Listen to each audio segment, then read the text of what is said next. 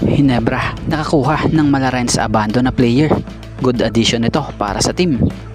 TNT jackpot kay Gio Halalon. So yan ang ating mga tatalakayin.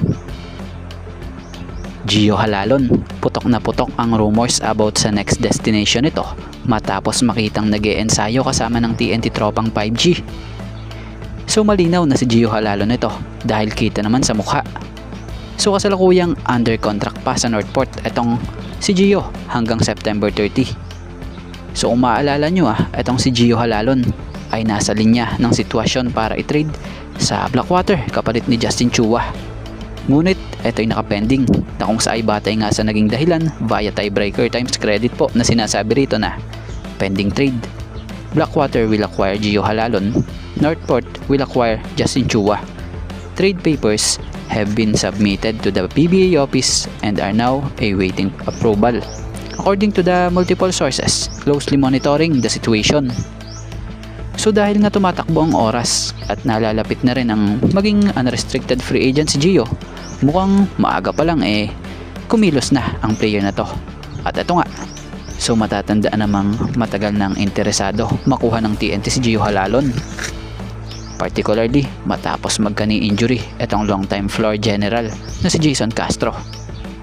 So kung tuluyang makuha ng TNT itong si Gio, magiging malaking tulong ito mapadepensa at opensa sa team.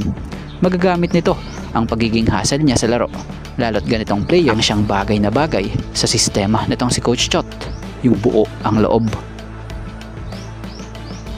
Hinebra talagang nagsigurado na, talagang pinapirma na kamakailan lang ng rookie deal ang kanilang first round pick na si Sonny Estil bago pa man nga po ang pagbukas ng PBA Season 50 next month. Mismong si Coach Tim Cone nga ang nagkumpirma na talagang nakapirma na itong si Estil sa kanila na siyang inaasahang makapaglalaro agad para sa Philippine Cup. Sa mga hindi nakakaalam, alam nyo bang wala talaga sa radar nitong si Coach Tim itong player na si Sonny Estil?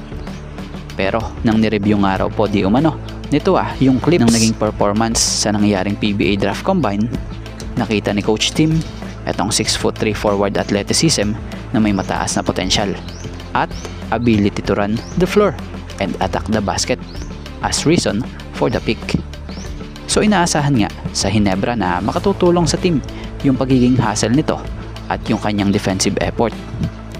So si Sonny Estil, sa mga hindi nga po nakakaalam bukod sa pagiging dunker, 3-point shooter din pala ito na siyang pinapakita niya nga sa mga nagiging ensayo niya sa Barangay Hinebra. So may mga skills pa nga rin pong nadidevelop pa sa player na to. Kaya maganda dahil talagang may lalabas niya sa Hinebra ang laro niya. Lalo't nakuha nga po niya yung tiwala agad nitong si Coach Tim Cone na head coach ng Barangay Hinebra.